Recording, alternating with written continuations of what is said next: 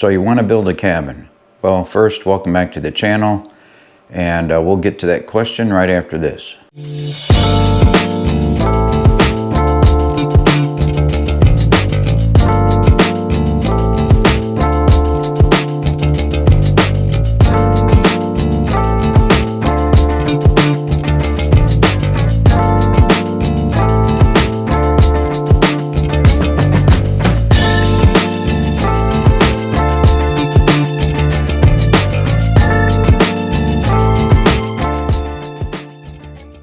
So you want to build a cabin. Well, you need to ask yourself the first question, and that is why? Why do you want one? Once you've answered that question with a solid reasoning, and you're pretty satisfied with, you got a valid reason for wanting it, you're going to use it, you're going to enjoy it, so on and so forth, you can kind of move on to those next steps.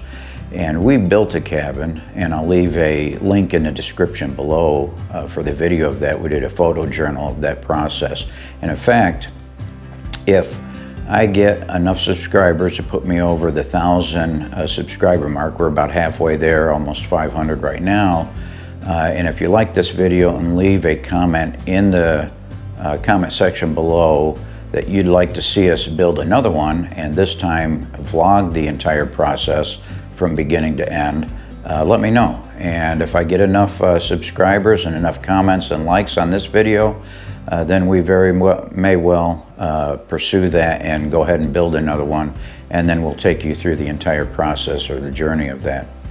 All right, so the next thing you need to do once you've decided that, hey, this is something I'm going to attempt, and that is you need to set a budget, because without a budget, you're just basically going into the thing blind.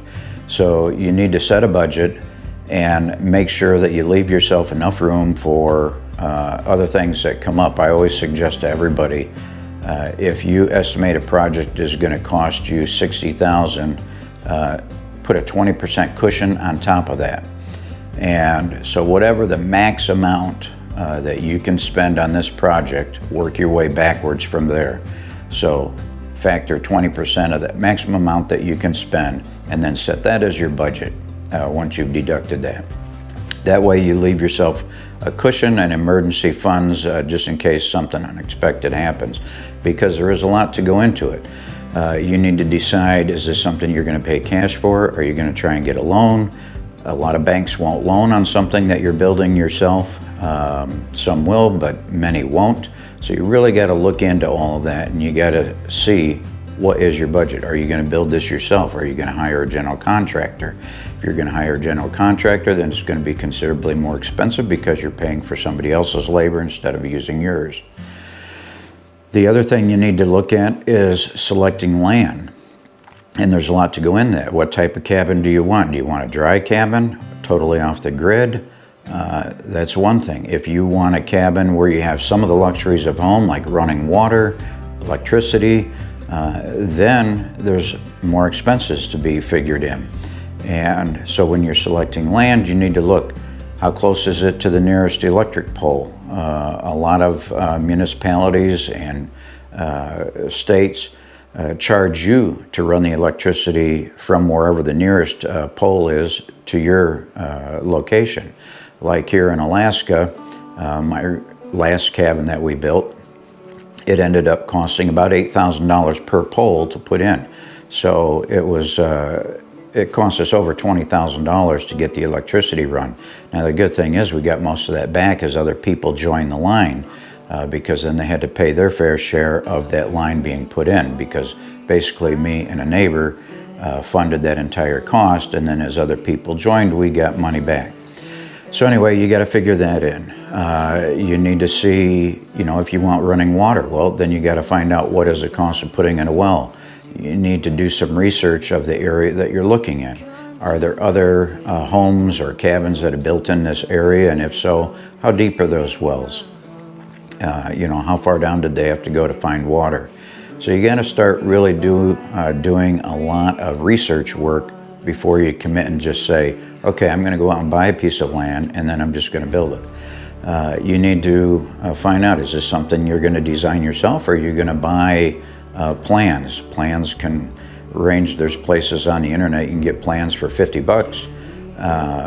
albeit not as detailed as you might find from an architect that charges you $1,000 or $2,000. A lot of times that is based on the entire cost of the project.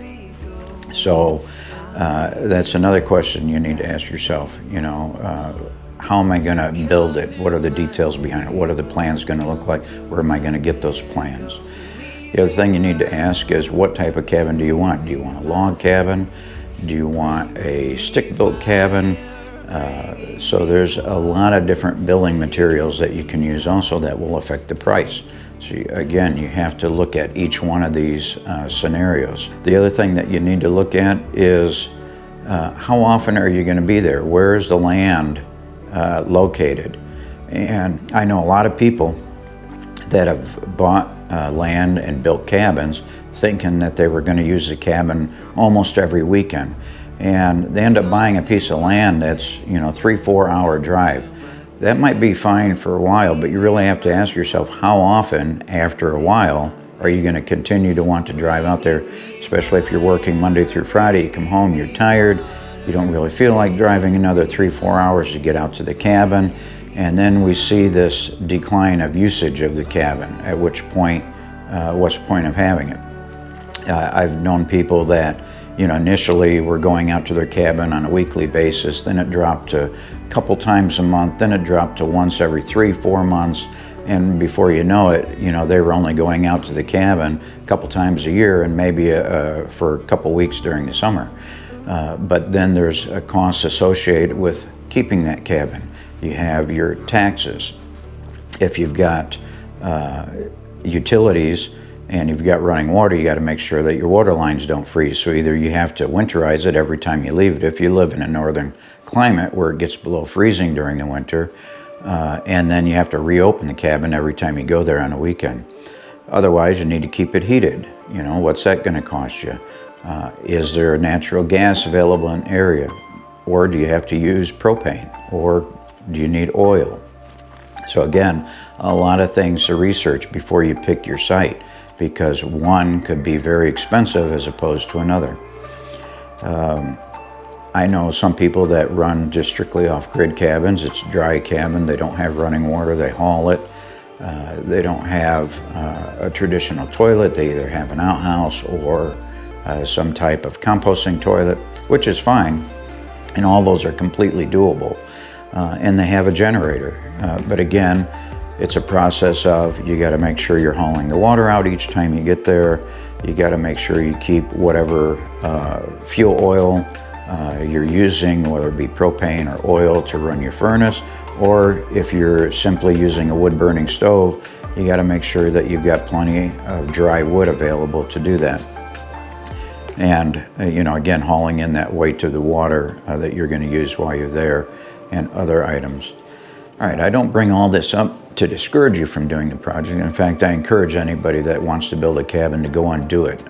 It's an experience you'll never forget, especially if you do the whole thing yourself or with friends or family. It really builds an experience that you'll remember for a lifetime.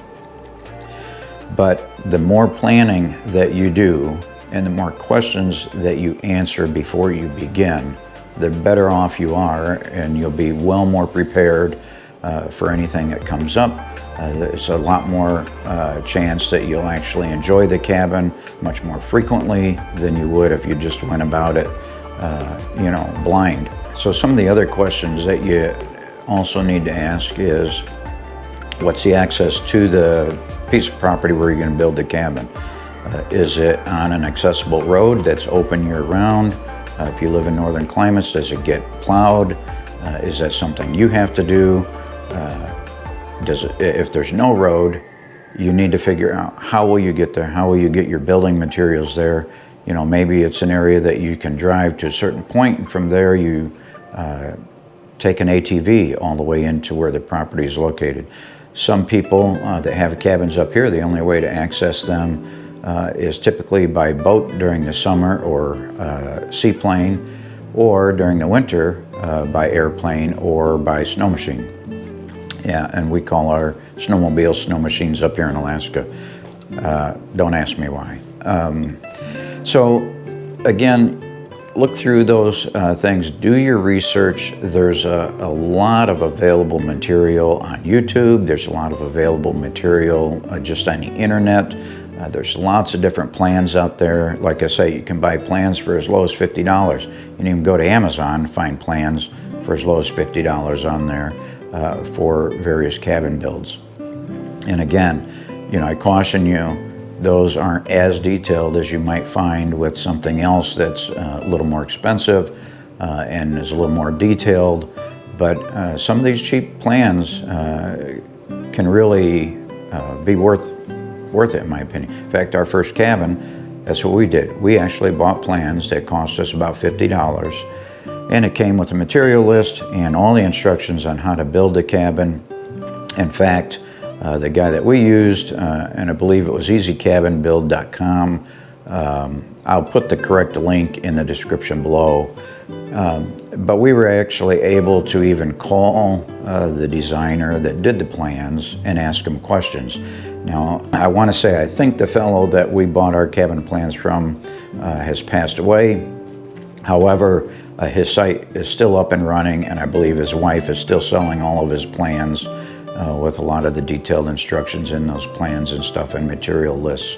And those are really great because you can take the material list and run to your big box stores or your local lumber yard and give them the list, and then have them quote you a price on all the materials that it's going to cost to build your cabin.